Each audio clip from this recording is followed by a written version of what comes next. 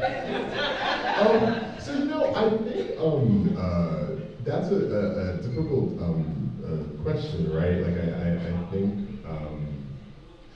we live in a capitalist society, so there have to be like practical things we need to look at, right? Around if we're going to have Black utopias, can everyone survive? That's something that Activity Mother is really preoccupied with in terms of her work. Does everyone have access to means of production? Can they be part of a society where they can make a living, live a life that's full of respect and dignity, feel seen in their communities, I think, first and foremost, and feel free, right? Particularly if you're living in a place where there's a history of, for Black folks, that's being treated as second class citizens. So there's all of that. What I tend to be preoccupied with is how do we treat each other on a day-to-day? Do we have the freedom to get in touch with who we really are? Can we be vulnerable? Can we be loving? What does that look like? I think often conversations around utopias deal with sort of how are we gonna create, construct the physical dimension of society. But I'm really invested in like, what does it mean? How do we treat each other? How do we walk through spaces, go by ourselves? What does it feel like to feel actualized? To feel like you're free, you're living your best life, and then to walk through the world and treat others from that place. So that for me is first and foremost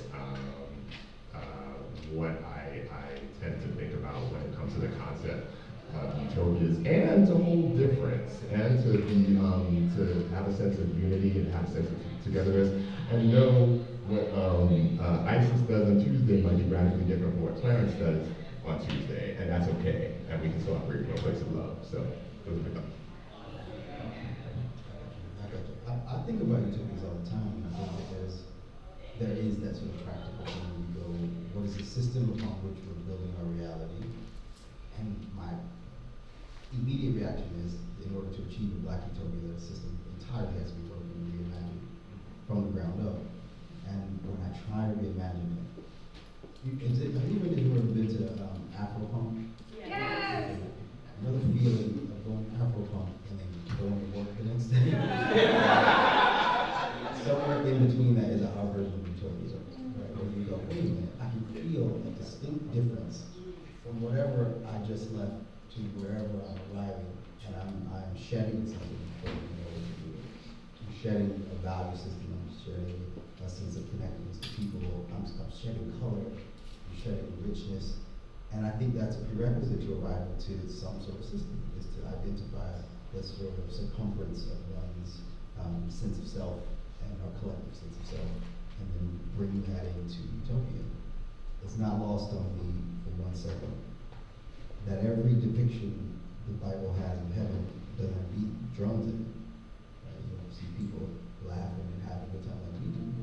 Nobody playing spades, right? And I think the idea of utopia has to be reframed in our mind first, and it starts with, I think, identifying who we are.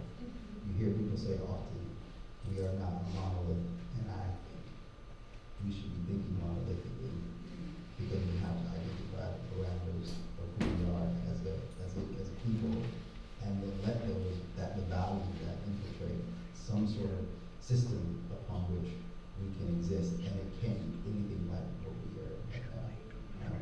And I think about it probably more often than I should, because I walk up and down the street and I see things, and I'm like, that should be different, that should be different, that should be different. And so I think first thing is to imagine what that difference is, and then I think put guardrails around it, protect it, water it, the sun on it, and help it grow with something that eventually overrides everything that is to say about us. Yeah, so I'm with you. It's a cosmological thing for me, utopia. So it's how we see our position in the universe, how we value each other and the universe, all the beings in the universe. So like I said, I'm an Afrofuturist, so that means I want the ancestors talking to the future. So it's how we see our past, how we interact with one another, like on a personal daily basis, how we interact with non-human living beings, how we interact with the rocks and the water and the street and the wood, everything. So that we have to have a, because I think right now we have this, really, particularly Western, but not exclusively Western notion that, the universe is a subjective thing that I manipulate, as opposed to I am in the universe and it is in me, and I must interact with it to get the best of who I want to be, right? So I have to be the universe that I want to see. So I got to tell a different story.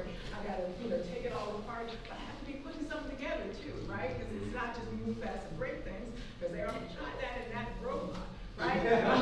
Right? So it's got to be like, well, how do I value that, the spirit that is in me and in every one of you, and in the rocks and the river and in the bird, right? How do I value that?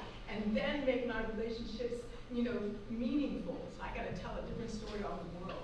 So for me, when I read stories of, creation stories that are not like that heaven one we were talking about, but Sky Woman, right? Sky Woman, who comes down and everybody helps her, everybody, including the, like the turtle that she lands on, or Oshun, who's like, I tie all my people together. That's a praise poem to her. So when I see other cosmologies that have a different way of putting us all together, then I think once we're all together, we're all going to be different. Like, I'm going to be a turtle, you're going to be a bear, they're going to be the rocks. But we come up with something beautiful, not with the self-destructive mechanisms that we have that are grinding us up.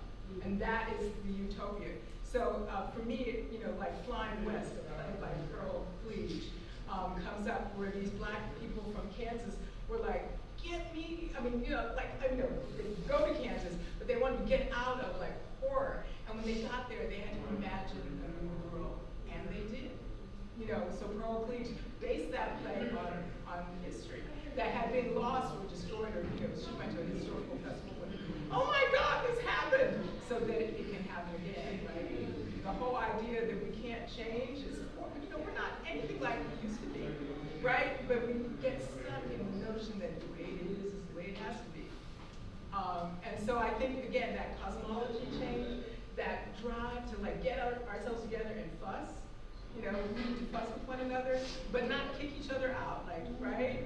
So we gotta learn how to fuss. Because we're ready to cancel. That's not the same thing as fussing. So we gotta fuss so that we can come up with the ideas that can nurture all of us.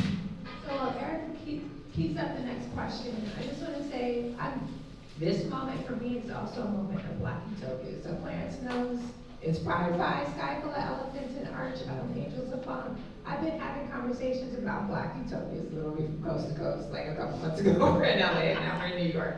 Because this moment for me is an actualization of Black Utopia to know I'm a part of it.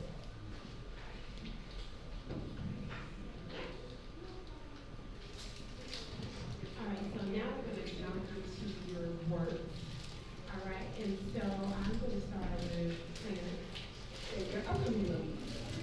Because there's really interesting elements of your work as someone that's worked in media. I very well acquainted with the PR world and advertising world. And one, I want to know how you started with that, because that's far from Utopia. All right, but you're also a problem solver, so there's a lot of different possibilities you can go in that direction. So, would you like to read us something? And then I'm going to follow the question about the singers and like cultural workers or bookstores, stuff like barbershops, hair salon, like those things in our community. Okay, what I'll, and just to explain to folks, so the Ghost of Gwendolyn Montgomery, to Erika's point, it's about a high-powered New York City publicist who has a secret mystical past.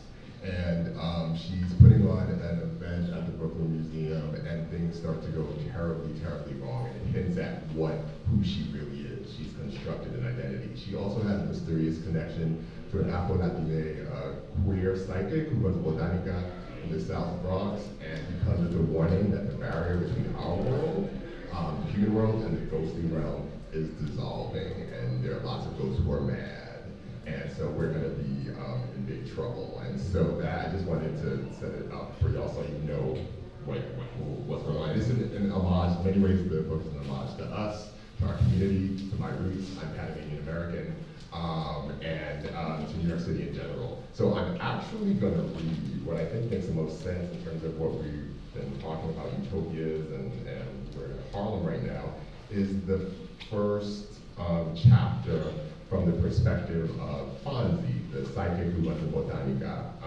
and he's meeting with a client. So I'm just gonna read a couple of pages from his perspective. He's the second main character in the book. Chapter 2, La Playa. Your husband doesn't want to move on. Fonzie took a deep breath and suppressed a yawn, lamenting that he hadn't run outside early in the afternoon to get a coffee. His client's milk-scented perfume tickled his nose as they sat in a small room located at the back of the shop. He's concerned about you, he added. He doesn't want you to be alone. Mrs. Johnson sat in a large wooden chair underneath a bright bulb. The woman's eyes brimmed with tears, her mouth a flat, grim line. I know what you're saying, she said. My kids, they've grown, but they've been coming by to check in on me, telling me I can stay with them now. But I just want to be alone and sit with my memories of Chester. I ain't ready to move on either. She squeezed Fonzie's hands, which she'd held onto as soon as she sat down. Fonzie used to be taken aback when his clients took his hands during sessions in the back room of his botanica. He thought that they didn't grasp how these appointments worked, that they watched too many films depicting seances where people talk to the dead while surrounded by ancient artifacts. Palms clenched together in a chain of magic. There was some truth to this, but Fonzie had never needed to link hands with anyone to do basic medium work, didn't need any of that additional woo-ha that came from the base. He simply needed an object that the dearly departed had used on the regular, that held sentimental value. Over time, Fonzie realized that most of his clients understood exactly how his gift worked, especially since he over-explained everything. They took his hand because they needed the support, to feel grounded, because they perceived him as someone who wouldn't reject their overtures of intimacy. And they were right. Fonzie had learned long ago how to place others' needs before his own. Ever since he'd taken over La Playa and Cebo, a botanica that catered to a range of spiritual beliefs, word had slowly spread around the neighborhood that there was this really chill dude who could low-key communicate with the dead, taking on cases for people who thought they'd encountered ghosts. Fonzie had warned his clients that what he did had to remain a secret, even though he knew some people would talk. All good. The whispers about his work were just enough so that the gossip could remain unsubstantiated and his status as a guardian hidden, which took precedence over everything else. He could earn extra dough, help folks out, and give them peace of mind without revealing who and what he really was.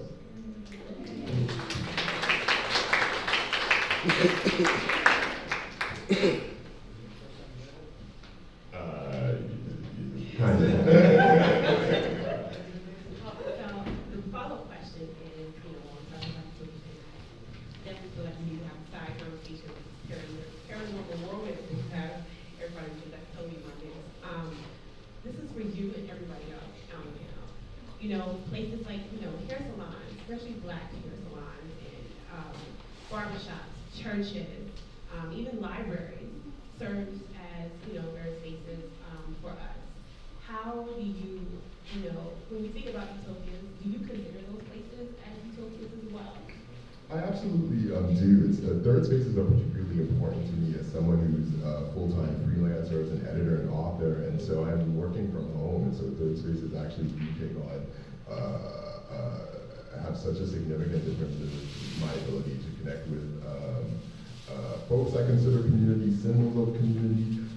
In the book, the botanica I purposely positioned it to offer a range of spiritual beliefs because I felt the more and more I was writing, the more I felt like, no, it's all good, whether you're coming from a West African perspective or a Western Christian perspective or a Buddhist perspective. I wanted a space that would speak to all of that, cater to all of that, that would be a haven. So I had that in mind. I think that's a utopia, but I really, really think it's quite simple. I really think sometimes it's going, again, any place where you feel safe and someone can just say, hello, how are you? You look great, I love your earrings, oh wow, look at your jacket today, oh, you got your braid. That is so, so important. I think we are forgetting with the onslaught of tech and what's supposed to be advancements in AI and all of this. A lot of this is is just not a good idea when it totally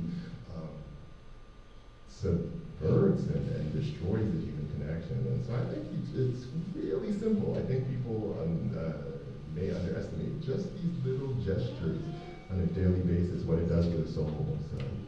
And continuing that question, my questions for you.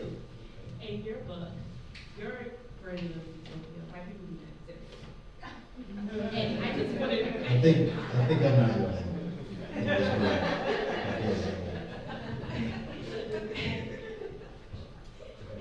In that perspective, do you think that is a realistic utopia for our people?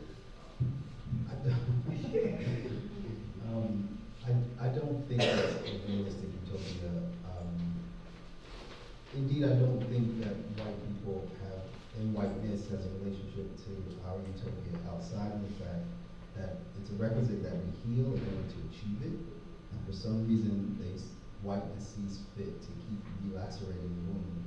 And we can't seem to arrive to a place of healing. It's not about trying. Every day, I mean, a room like this is filled with people having these conversations. We are attempting to always heal, attempting to reconcile the things that we've lost. And you wake up in the morning, you go get your coffee, you feel the laceration.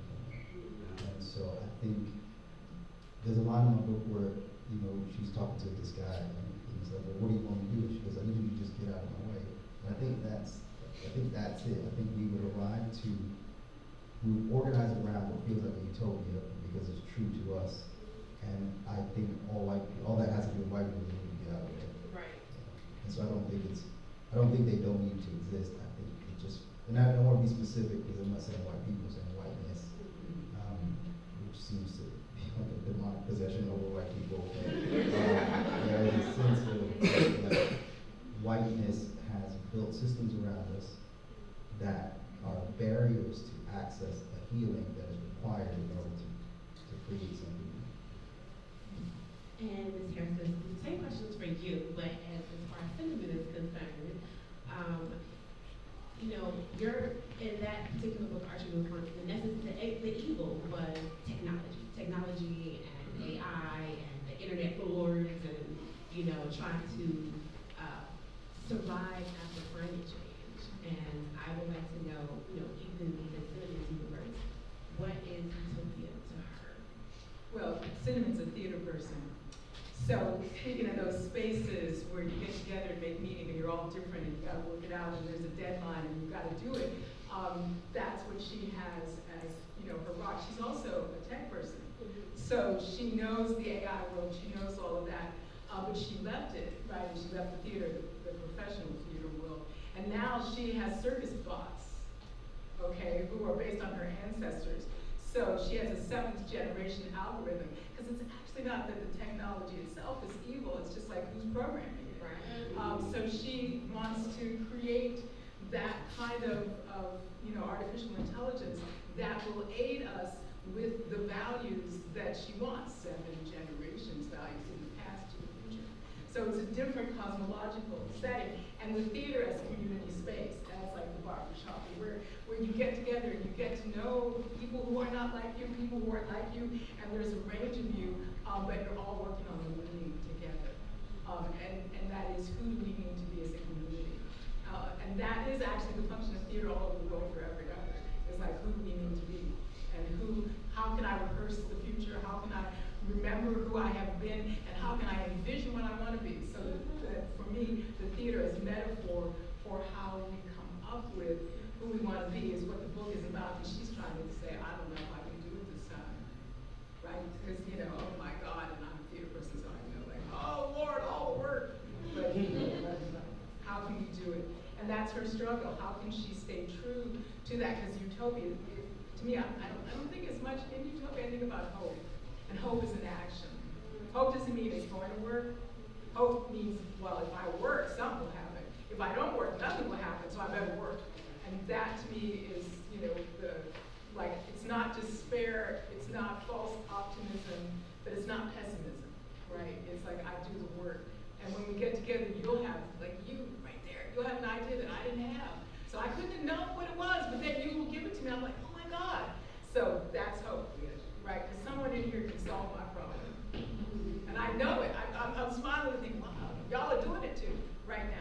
And so that's where she comes from. And, you know, that's the experience of theater. Like, you get in the room, you rehearse, and you do it. Yeah, and I think that's a perfect segue into my next. That's a perfect segue into. That's a perfect segue into my next question. So Octavia Butler famously said, "There's no single answer that will solve all our futures, all our problems. There's no magic bullet. Instead, there are thousands of answers at least. You can be one of them if you choose to be." So, for each of you, how does your exploration of Black utopias allow you and your readers to be one of those solutions? And if you'd like to read the excerpt from the book that kind of gives an example of that, that would be terrific. Okay, well, I didn't bring my books, I just brought some pages because I'm a theater person and it's really hard for me to read for something like that.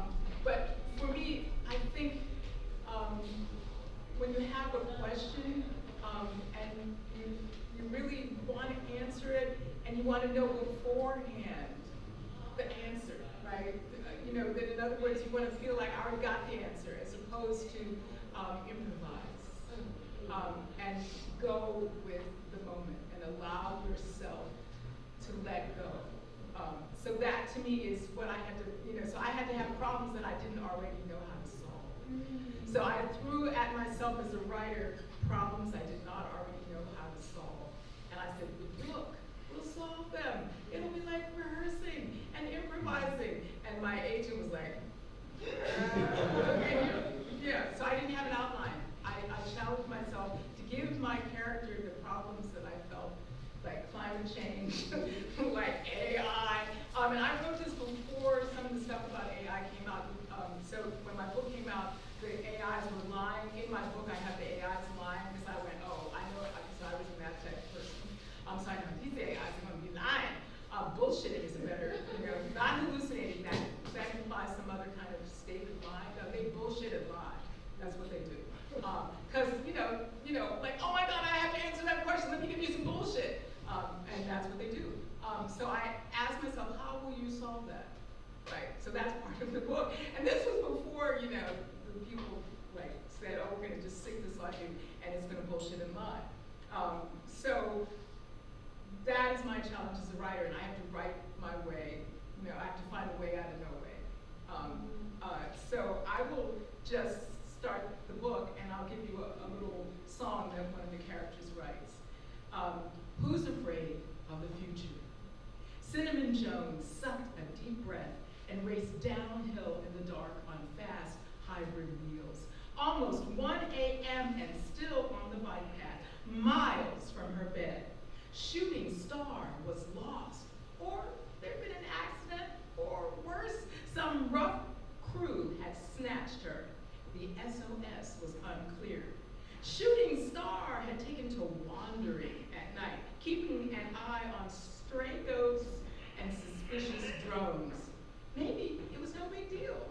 Why was this happening right before festival? Cinnamon needed to rehearse. She needed to sleep. And the 8-bin trailer attached to her bike rattled in protest as she picked up speed.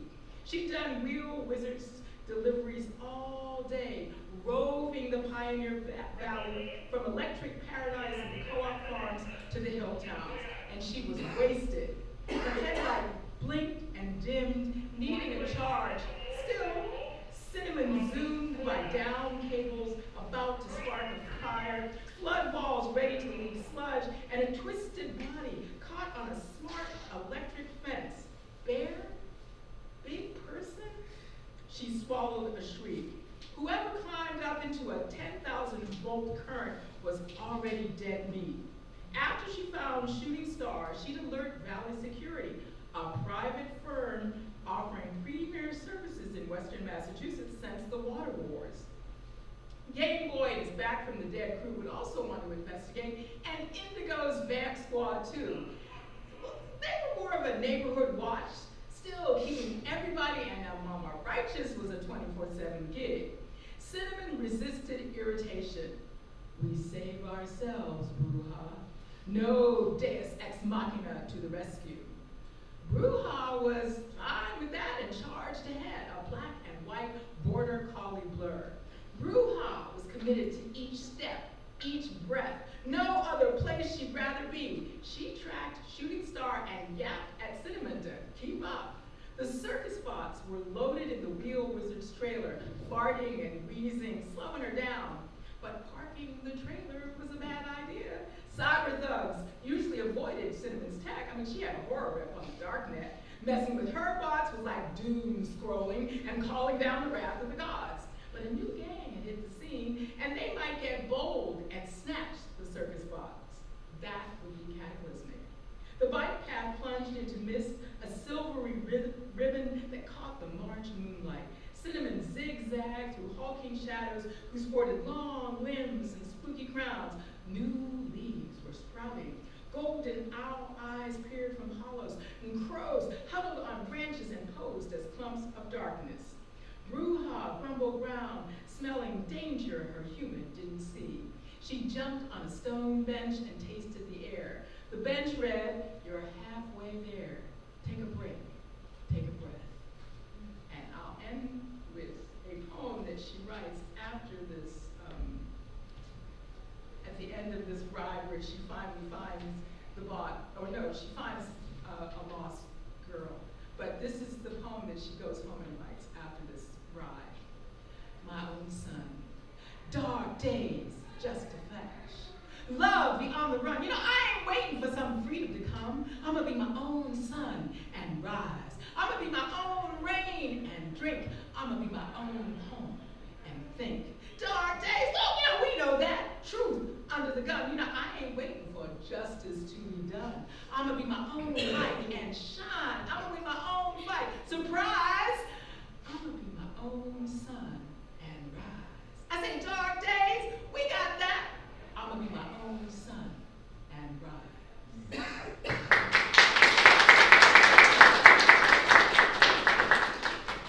I'm gonna be honest with you, you don't have to read the question because I was captivated.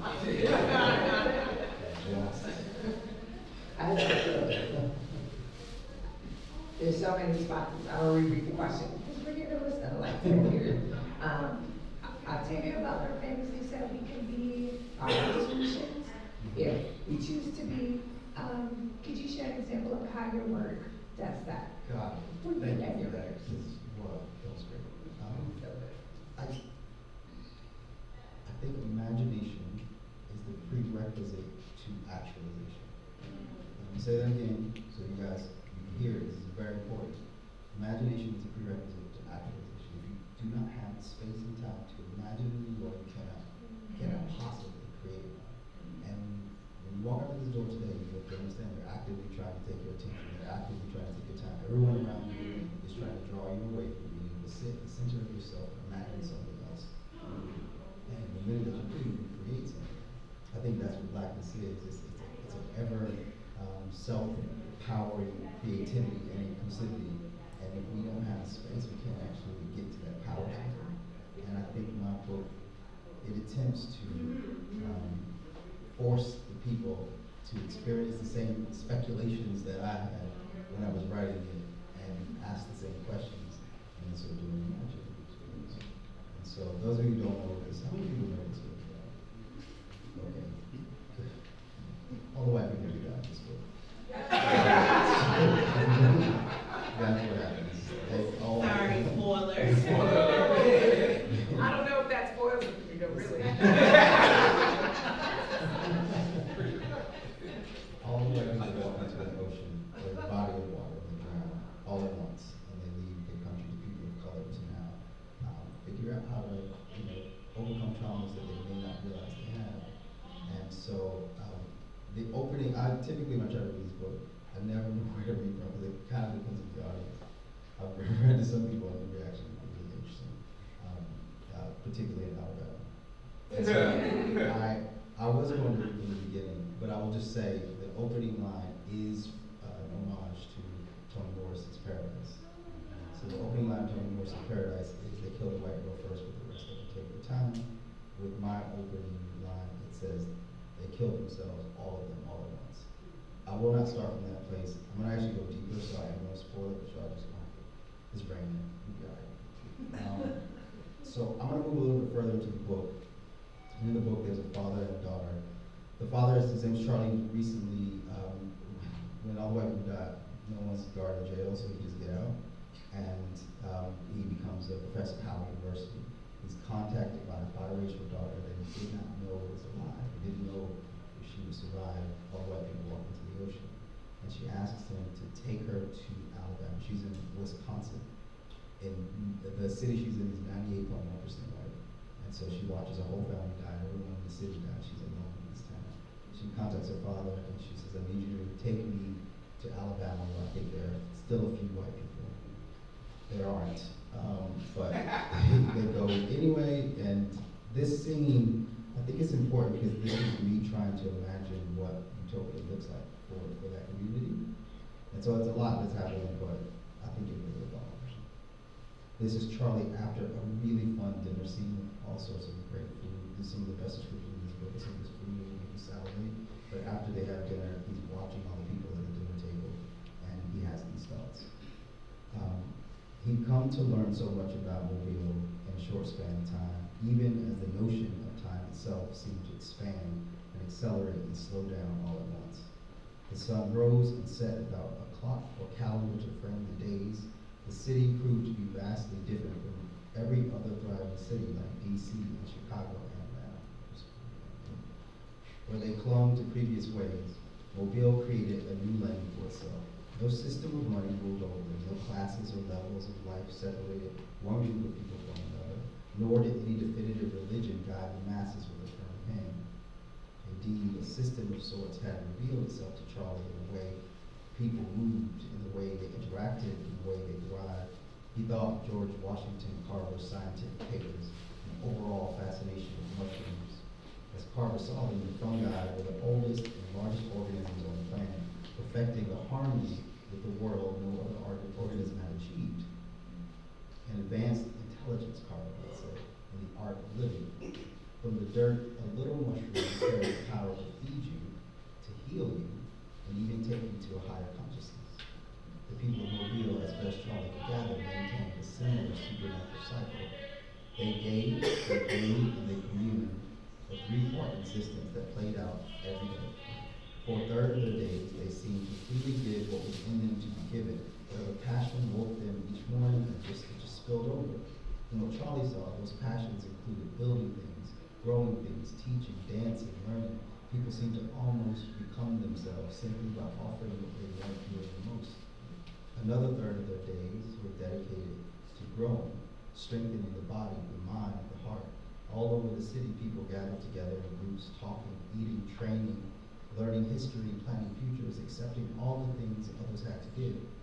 The method of erudition struck me similar in many ways to Howard University, where classrooms and schedules could not contain the learning. And there was so much to learn. New things and old, equal only by willingness to teach. Spirituality, in the last of their days, played a formless role in the lives of the Mobile people. Some prayed on their knees to the gods of the earth. Some shook rooms in their palms and dipped bones in blood to access the lessons of the dead. Some stood face up at the base of obelisks, their serene expressions brightly painted in the light of the sun. Charlie acknowledged the spirituality in everything, an awareness of magic in gods and spirits, but no defined religion. The people of Mobile dreamt. They meditated. They communed with something higher, seemingly capable of sensing the subtlest of energies. And Charlie questioned what power the king and the queen wielded to force these people to abide by their principles. He settled on the hypothesis that the flow of the city required no force at all. No more than how he knew to come home when the streetlights came on, or if he were to lie down with dogs, he'd wake up with fleas. In simplified form, Charlie gathered axioms and principles have always passed through the generations of black folks, leaving them with one answer: it's our nature.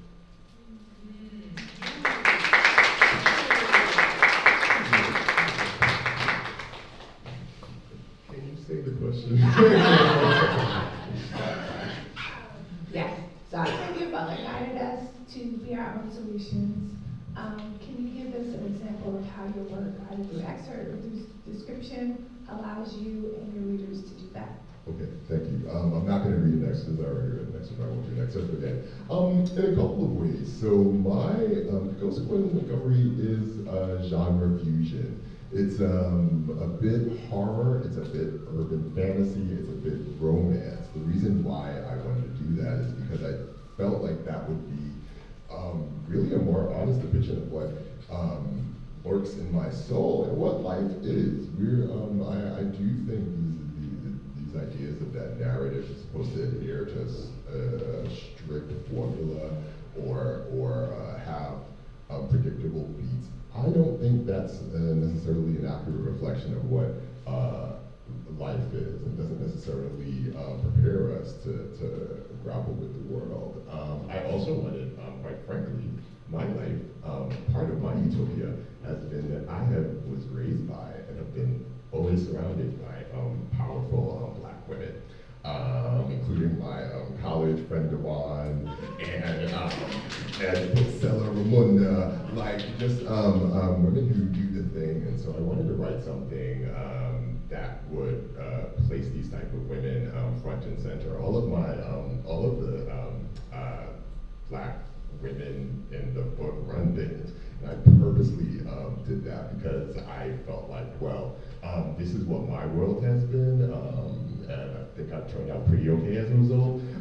So I needed that to be reflected in the page. The other thing that I wanted to showcase for readers is how our past can impact who we are. We don't grapple with the things that have hurt us. We don't take time to really reflect on them, grieve, mourn what we didn't have, what in our bodies and souls we know we should have had. It adversely impacts the way we move through our lives as adults. And so for both of the main characters, this impacts how they access their mystical abilities, the choices they make when it comes to romance, desire, personal decisions. And so I wanted for there to be meditation on that, for that to be reflected in the narrative, and to also showcase what can happen if you can get past sort of the demons of the past. So. I love that. Okay, so officially we got a time, like 10 minutes? We got like 5 minutes. Okay, I'll take 5 minutes. Yes, the question to the audience. Yeah, so we have time for 2 questions. Yes, with the bandana. Cebo, thank you so much for writing your book. While reading it, Charlie is driving through Chicago, and he sees a marquee of Jim of the Ocean at the Good. I played Citizen Barlow in Jim of the Ocean. Mac was the associate director of Jim of the Ocean at the Good. Oh my God. That play, August's play, the parallels between that play and your book blew my mind. And I was just curious, did you see the production? Did you know that was happening? How did that get incorporated into that book? Because Day of Absence. I play Frank Charles for Flying West. So read Day of Absence. And Flying West, oh my Yeah. gosh, yeah, but Day of Absence, all the white people disappear. Yeah. They're gone. I'm very glad I get to be part of this conversation. So yes, there's a bunch of Easter eggs in this book that I thought were things that were important to me to share with the people who are communing with. And a lot of people don't know that play. They don't know the power of that play. And I was like, I'm gonna put it on a marquee, and I'm gonna make it a doorway where people can access that information. Right? And there are stuff like that all throughout the book. There'll be moments where you'll see something, and it's designed to go, what is that? And it's a real thing. There's a thing in the book called the Schomburg bone. Do you remember this? Yeah. That bone is real. I didn't make that up. That's a real bone. And for you people that know, it's a bone that they found on the Nile River. It has striations on it that denote a mathematical language. It's high computational mathematical language. They dated it at 5,000 years old. They redated it again in the 90s, and they found it was 25,000 years old. And that means that your people had a computational mathematical system 25,000 years ago, and the Greeks were 3,000. So I put that in the book because people are like, what's a Schomburg bone? I go look. Open the door, you'll find out. And that was the same thing. And there's a couple of moments like that, but I'm so happy that you found that. Yeah. No one brought that up to me at all, and you're the first. Yeah. We did that production. All right, do you want to pick the next and last last question? Last question. Anybody? Yeah, go ahead. So, most post-apocalyptic scenarios, you're in trouble. Things are not going to be the same as they were from the bad standpoint. You got to flip the script on that. Yes, very Yeah. important. Because Right? Because folks, all those going into the ocean, well, we got an ocean now. Yeah.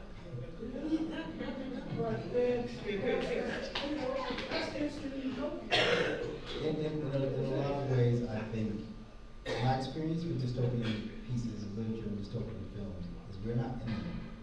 Like you go, the world is ended, and somehow, I'll give you an example. Have you ever seen Mad Max or like if you're like, okay, all right, the sun is burning bright and people got whiter? I don't think that's how that works. Right? Like that's not like that's not how that works. And so when I see these films and read this literature, I'm like, I want something with us in it.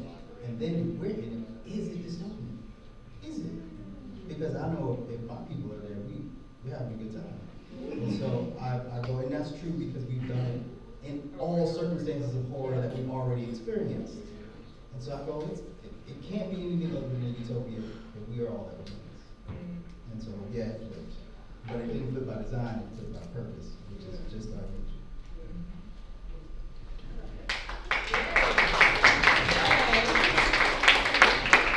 Oh, yeah, so, Isis has her bookstore outside, right by the Xavier Butler stage, the original one.